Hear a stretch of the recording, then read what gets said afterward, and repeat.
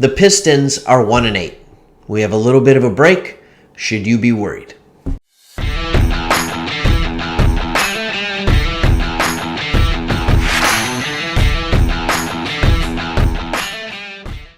What's up, Sports Talk Detroit? My name's Craig. I want to talk to you about your 1-8 Detroit Pistons. And let me just say, me and my buddy Chris, we didn't really put out a lot of content this last week. I think there's a reality that you look at when you're doing a Sports Talk Detroit YouTube channel and your two teams are combined 1-16. It's a humbling experience. It's difficult to do. I think we all came from the great excitement that was the offseason for the Lions, even though we knew they weren't going to be good.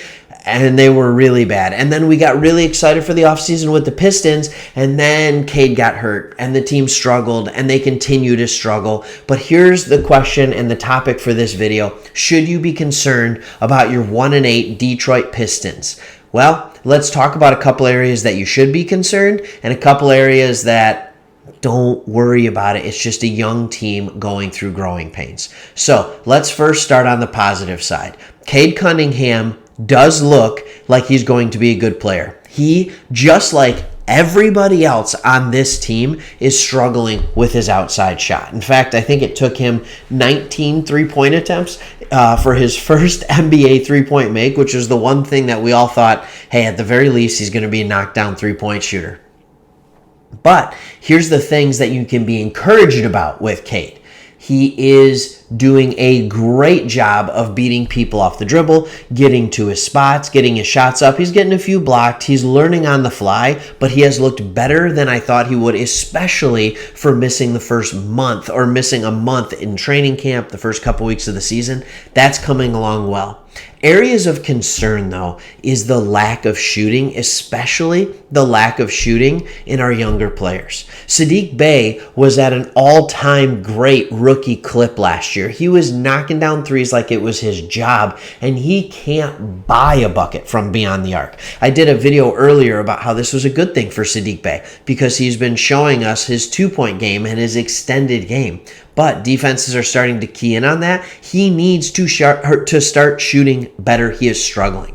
Another area that I think there is some cause for concern for Pistons fans, Isaiah Stewart isn't even looking for a shot outside of 8 feet from the basket. For the first time, I saw him take a deep shot. I mean, he took a couple threes throughout the year, but he actually took about an 18-footer against LaMarcus Aldridge. He LaMarcus Aldridge, and it was pure butter. I don't understand why this guy isn't at least taking the mid-range shot. Teams are sagging off him 5, 6, 7 feet, hopping in the paint. He's not even looking at the hoop. He's just going to the next pass. He's not even looking to the hoop. So even if Dwayne Casey has said he has a green light to shoot, either he really doesn't have a green light or he's just too scared to do it. So I'm a little concerned about the shooting woes. Also, Kelly Olynyk is struggling shooting the ball. Frank Jackson is struggling shooting the ball. Across the board, the Pistons are under 30%.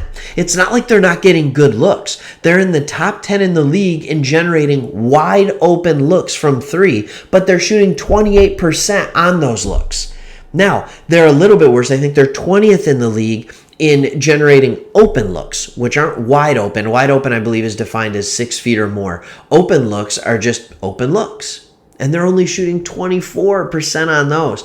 The three-point shooting has been a struggle, and it has made this team hard to watch. So those are the two struggles. The two good, Cade Cunningham looks better than I thought he would with everything, especially the first two games struggled shooting.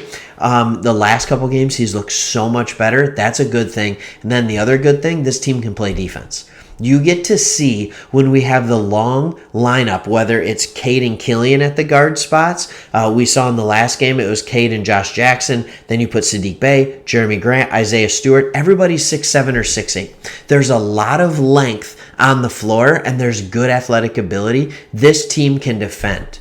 So if we can get this offense to figure it out, if we can get some shots to start falling, I don't think anybody on this offense is playing up to their offensive potential. But the defense is still good. When you lose to Brooklyn, I think it was 96-90, you can be happy about that. Now, there's been some games where they haven't looked good defensively, but that's what happens in the NBA. Sometimes good offense just beats good defense. We need to be able to score. But should you be concerned going forward? It's a young team. They've played 9 games. It's about an eighth of the way through the season, a little bit less, more like a ninth of the way through the season. Just give it time. Let's see where this team is at the 20-25 game mark before we start freaking out. If they're still shooting under 30% from 3, we know we have a serious problem. I will say this too before I end this video. The shooting in the league is down this year. The league switched to a new ball. They went away from the old ball, and now I believe it's Wilson that's making it. It was Spalding, now Wilson's using it, and the league in general is down, and it's something the league is looking into. I don't know what you're looking into. The new ball isn't as good. It's that simple, but the athletes have to adjust. They will adjust. I remember this has happened in college football. This has happened in the NFL. There's different times where equipment changes, it affects the game for a short period, and then the players adjust. We have an even younger team than most of the NBA, so it only makes sense that our young guys would take even longer to adjust to a change like this than the older, more veteran teams. They understand what it takes and what it looks like, but we can't use it as an excuse for long. We're 9 games in. Let's talk after 25 games and see where the Pistons are at. Don't freak out yet. But I will admit it's harder to watch them than I thought it would be. Keep watching the development of Cade. Keep watching the development of Killian. I'm not sure what that thumb injury is looking like. We're going to do another video on that soon once more information comes out on that. But, hey, we love them. Go Pistons. Tell me what you think. Is the lack of shooting a major cause for concern? Or, hey, too early, pump the brakes? What do you think?